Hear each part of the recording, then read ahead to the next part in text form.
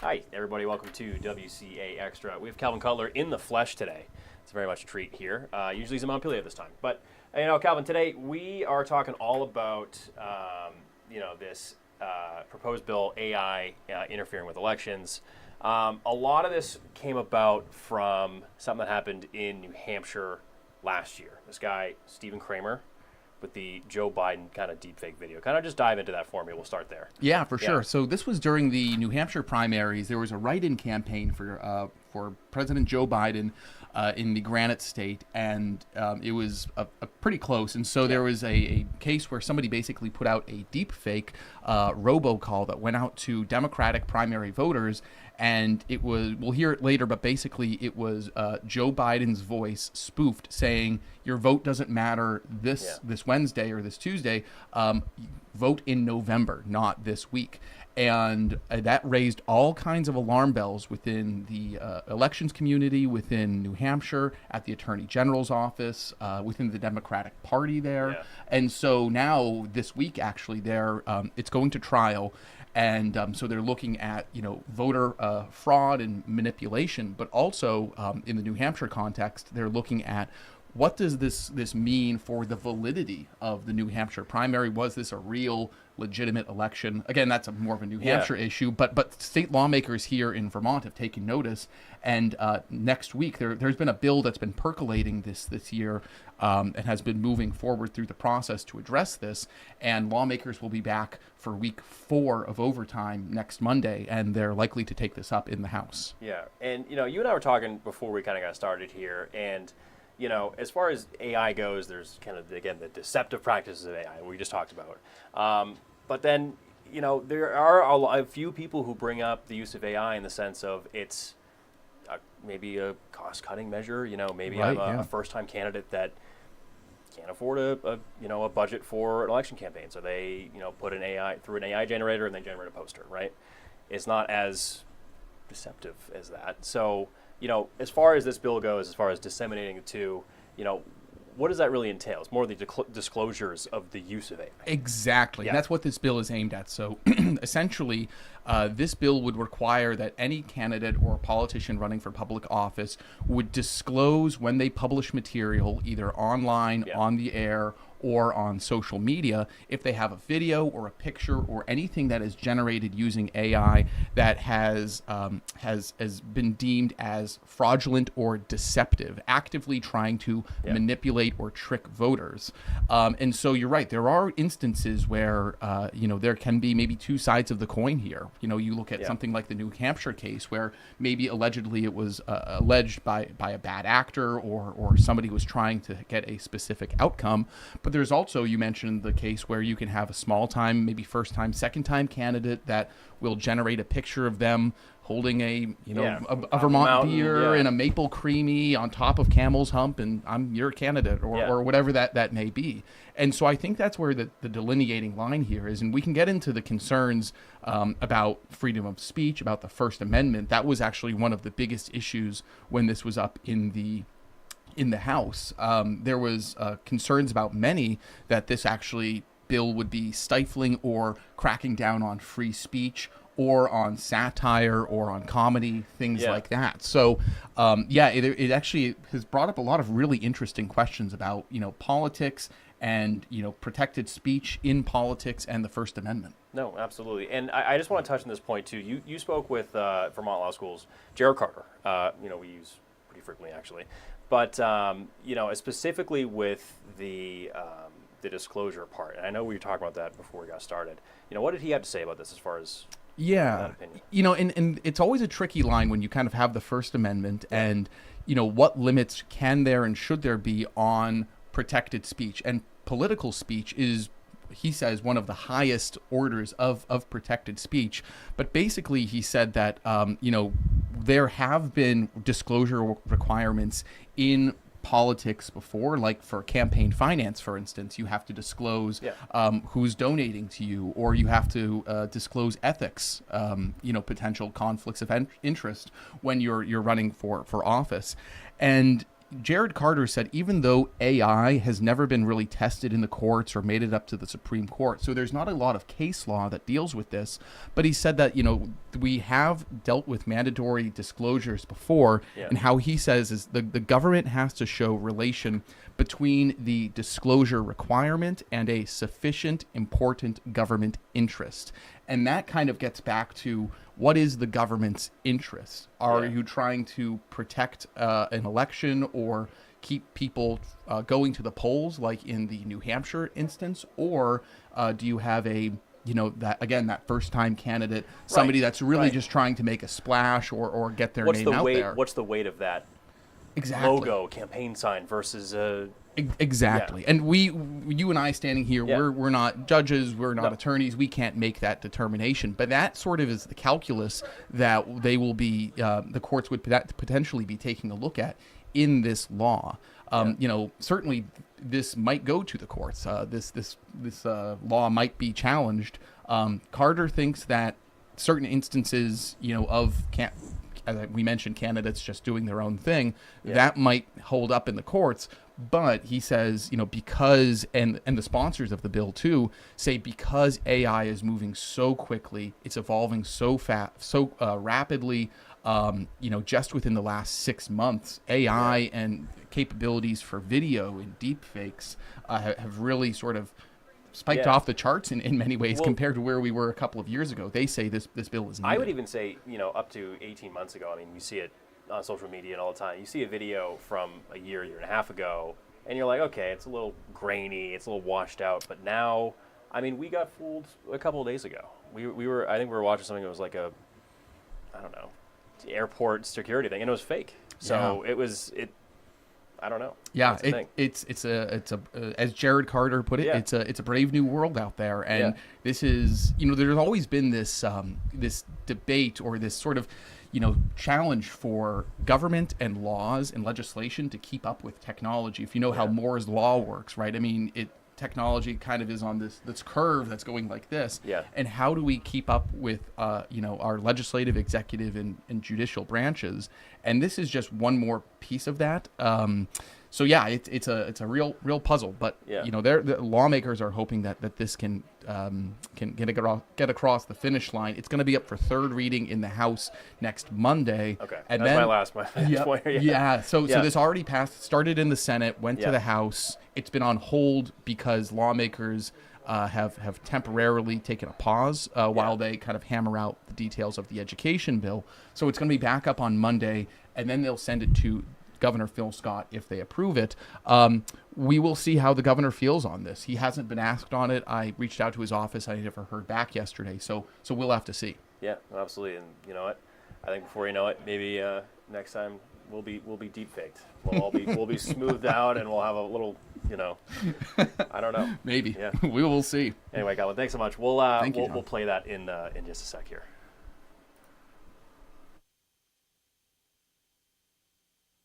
A New Hampshire political consultant is on trial this week, accused of sending Granite State voters a deepfake of former President Joe Biden ahead of last year's primary election. The call encouraged Democratic voters to stay home. Voting this Tuesday only enables the Republicans in their quest to reelect Donald Trump again.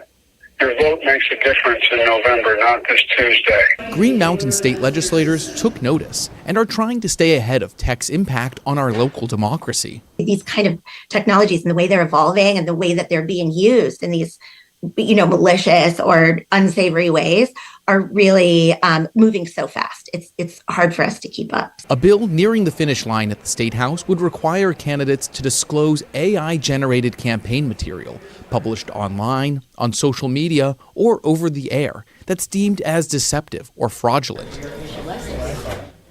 Charlotte representative and former reporter Shay Waters-Evans says satire, parody, and free political speech would be protected. We don't want to limit anyone's free speech, but we also can't allow people to falsely manipulate voters into believing something is true when it's not. Now, AI experts have said that there are numerous upsides to this technology, but in a political context, there's risk for fraud and misinformation, which can make it difficult for civil society to operate. I think it's quite quite frankly, overwhelming at times. And it is a new frontier that I think we're all living through. While some say the bill infringes on First Amendment rights, constitutional law expert Jared Carter says the disclosure requirement would likely be upheld in the courts. Can the government require disclosure in the campaign context, even with political speech? I think the answer is yes, as long as they've got that really important government interest and that the law is substantially related to that interest. If approved and signed by Governor Phil Scott, Vermont would be the 6th state to have an AI law on the books. It's always a pleasure to have Calvin in house, huh? In the building. In the building. But yeah, very interesting thing he covered yesterday, as far as the use of AI and kind of what that looks like, the future of politics, elections, everything, say it like that. Yeah. Everything, truly everything. Well, it's funny because again, I was saying when he was on a couple days ago. I mean, a year ago, I think I would have said almost with certainty, this is AI, right? Yeah. You watch a video. Yeah. It was easy to tell. Yeah, it's a little too smooth. Yeah. Yeah. And now we saw something a couple days ago. It was that emotional support kangaroo. That's what look it up if you want, and it was very fake. Oh my God, I don't know why I fell for it either. I fell for it completely. It's what I will say is it's getting more real by the day. Yeah. So it's crazy. not like it's washed out. So it's it's interesting. And I mean, we heard it in the case of the New Hampshire. Yeah. That Joe Biden sound clip sounded like President Biden. Yeah, and the thing is, I think it might be easier for some people to say, "How did you fall for that?" Yeah. How did you fall for that? But now, I mean, it's only getting easier and easier. Exactly. To fall for. But anyway, not to dive into the Skynet of it all, but tell us about what's going on, Peter. Yeah, so we got some rain showers out there this morning, starting off the day on a rather soggy note. We'll show you look at the temperatures right now. A lot of us starting off the day with temperatures in mid to upper 50s and low to mid 60s here to start off. So rain showers out there this morning. This batch of rain showers progressively pushing off to the east right now as we speak. We're not quite done after that. We're a little bit drier here through the late morning and early afternoon hours, but I want to bring the clock forward to 5:30. You see this next really narrow band out of a few showers and thunderstorms out there. This one kind of, you can see, really not a whole lot to talk about there. Very narrow, also pretty quick moving. Should be out of here by sunset this evening. As a matter of fact, mostly clear skies overhead tonight. Into your day tomorrow. We'll keep the clear skies and sunshine going for your day on Wednesday. In terms of rainfall totals out there, today really the wettest day of the next several. Some places, especially the further north and the further west you are, could maybe meet or exceed a half an inch of new rain. We're dry tomorrow. Thursday, maybe a light passing rain shower here and there. Dry Friday, maybe a little bit of light rain shower activity also for the first half of the weekend. But again, really today, the wettest day of the next bunch, and we get a little bit of sunshine going here as we close out the rest of this week. Good news is the air quality has definitely improved from where we were this past weekend and even from where we were just 24 hours ago. I did want to show you this. This is the upper level smoke. So notice right now we've got winds out of the south. That's what really helped to clean up our air here through the course of the day yesterday. Winds are going to start to shift to being out of the west. And what does that do? Well, that starts to blow more smoke into our direction, not only towards later today, but into your day tomorrow. Also as we head towards Thursday and into the day on Friday. What does that mean? Well, we'll probably see the good air quality that we're talking about right now go into that moderate air quality range. So for today and tomorrow, and again, that moderate air quality, one step below the good air quality. Thursday, Friday, Saturday, we bump things back up into that code orange category, which is maybe a little bit unhealthy for sensitive groups. Think those with respiratory issues, the very young, the very elderly. They could potentially notice issues with air quality here as we close out the rest of this week and head into the upcoming weekend, thanks to that smoke again making its return. Temperatures here this afternoon, a lot of us going to talk daytime highs, upper 60s and low to mid 70s come this afternoon. Got the morning rain showers out there right now. We find a little bit of midday dry time, and then it's that second round of evening showers and thunderstorms out there. Tonight, skies start to clear. Overnight lows, they'll fall back into the 50s into your day. Tomorrow, plenty of sunshine out there, and that'll also help to warm us a little bit, up a little bit here for your day tomorrow as well. Most of us back into the mid and upper 70s and lower 80s. Now look at the 7-day forecast. We're dry here for tomorrow, Thursday, Friday. Good deal of sunshine, albeit probably hazy sunshine at that.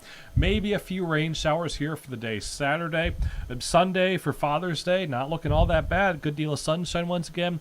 Temperatures upper 60s and lower 70s. So today the wettest day of the next bunch, and then we got some nicer weather heading our way. Yeah, as far as Dad goes too, it's gonna be a great day for Father's Day. So Yeah, you can't really complain. Not looking all that bad at all for Sunday, and you know what? Even Saturday, it's a few rain showers, but it's not going to be the inches upon inches of rain that we were talking about. Technically, it's only half the week. Does that still count for your 20? That does still count. Yeah, so we're going for 26. 26. So we just hit 25 last weekend. What it was is we didn't see all that much rain here in the Burlington area. We saw a few raindrops, though, early Saturday morning, enough to give us a trace of precipitation. Yeah. That made it 25 weekends in a row. And the record's what, 30? The record is 30. Yep. I don't know what 1934 and 1935. Oh boy, can't wait. We'll see if we can keep on. I will say at this point, if we're that close, let's just do it. I know. Let's just do it. I felt the same way, actually, when I was my first job in Duluth, Minnesota. Yeah. One of my winters there, we were the all-time snowiest winter ever on record. My first job in Oregon, we had a 10 or 12-day stretch of over 100 or 110. Oh, ooh. Yeah. Ooh. This was July in Medford, Oregon, so it was a very, very dry, dry time. Put it that way. Yeah. So I don't know what's worse. We had the extreme opposites, I guess. You had the heat, and I had the all-time snowiest winter on record for Duluth, Minnesota, and that's saying something. Yeah. Anyway, thank you, Peter. We'll reminisce later. I think it does for us here. You can see all of our content at WCAX.com. You'll see me at noon. And, of course, evening shows 4, 5, 6, 11. Yep. So see you later.